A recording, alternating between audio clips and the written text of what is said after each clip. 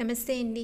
ఈరోజైతే pure vegetarian Indian recipe ఒకటి prepare చేస్తున్నానండి. ఇది ఎక్కువగా మనకి ఒడిస్సాలోని తర్వాత బెంగాల్ సైడ్ అయితే ఎక్కువగా పెడతారు. మనం ఈ సమ్మర్లోని పెరుగు ఎక్కువగా యూజ్ చేస్తూ ఉంటాం కదండి. సో ఈ సీజన్కి సరిపోయే రెసిపీ అన్నట్టు. ఇది యాక్చువల్గా అందరం కూడా మన పెరుగు పచ్చడి తర్వాత వంకాయ వేసి చేస్తాం కదా. సో అదే రెసిపీ ఇక్కడ కొంచెం డిఫరెంట్గా చేస్తారన్నట్టు. అదేంటో మీకు చూపించబోతున్నాను. ఒక బౌల్లోకి ముందుగా పసుపు, ఉప్పు, కారం, మీరు గరం మసాలా, అల్లం వెల్లుల్లి ఇలాంటివన్నీ యాడ్ చేసుకోవాలన్నా చక్కగా యాడ్ చేసుకోవచ్చండి. ఇవన్నీ కూడా మనం ఒక మిక్సీ లాగా తయారు చేసుకుంటున్నాం. ఇందులో కొంచెం ఆయిల్ వేసుకుంటే బాగుంటుంది. ఎక్కువ ఆయిల్ అయితే ఈ రెసిపీకి అయితే పట్టదండి. తర్వాత వంకాయని చక్కగా కడిగేసుకొని, దీనికి తెల్ల వంకాయలు అయితే బాగుంటాయండి. లేతగా ఉండే వంకాయలు చాలా బాగుంటాయి అన్నట్టు. మాకు ఇక్కడ చాలా పెద్ద సైజు దొరుకుతుంది, చాలా ఫ్రెష్గా ఉంటాయి.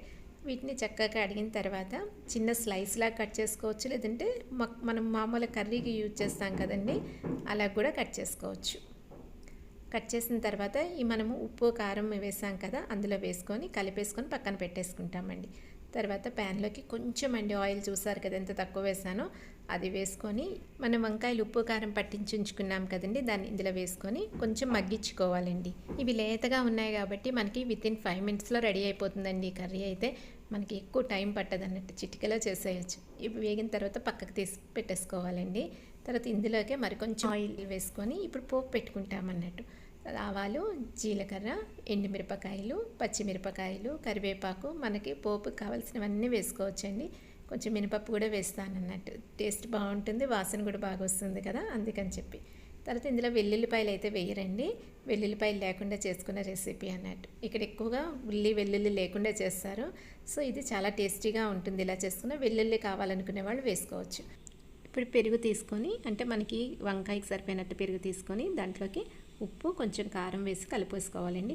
అయితే ఈ పెరుగు మరీ పుల్లగా ఉన్నదైతే వద్దండి, ఎందుకంటే సమ్మర్ కదా, మధ్యాహ్నం మనం తినే టైంకి ఇంకా పులిపు అయిపోతుంది. అందుకు కొంచెం కమ్మగా ఉన్నది తీసుకుంటే బాగుంటుంది. లంచ్ బాక్స్ ప్యాక్ చేసి తీసుకెళ్ళాలనుకునే వాళ్ళు కొంచెం పాలు యాడ్ చేసుకున్నారనుకోండి, ఆ టైంకి పుల్లగా అవ్వకుండా ఉంటుంది. మనం వేయించి పెట్టుకున్న వంకాయలు ఇందులో వేసేసుకొని కలిపేసుకోవాలండి. ఎక్కువ కలపన అవసరం లేదు, జస్ట్ మనం ఇలా పెట్టుకుంటే సరిపోతుంది. దీని మీద మనం పోపు పెట్టి ఉంచుకున్నాం కదండి, ఆవాలు ఇవన్నీ కూడా అది ఇందులో వేసుకొని కలిపేసుకోవడమేనండి. మరి స్పీడ్గా తిప్పేయకూడదండి, ఎందుకంటే మనకి వంకాయలు చాలా లేతగా ఉంటాయి కదా, మగ్గి ఒకటి ఉన్నాయి కాబట్టి విడిపోతాయి. అందుకని నార్మల్గా అలా కొంచెం లైట్గా కలుపుకొని మూత పెట్టుకొని ఒక 1 అవర్ లేదా హాఫ్ అన్ అవర్ తర్వాత తీసుకున్నట్టయితే మనకి ఈ రెసిపీ చాలా టేస్టీగా వస్తుందండి. దీని కాంబినేషన్ కింద నేను తోటకూర, పెసరపప్పు కూర చేశానండి.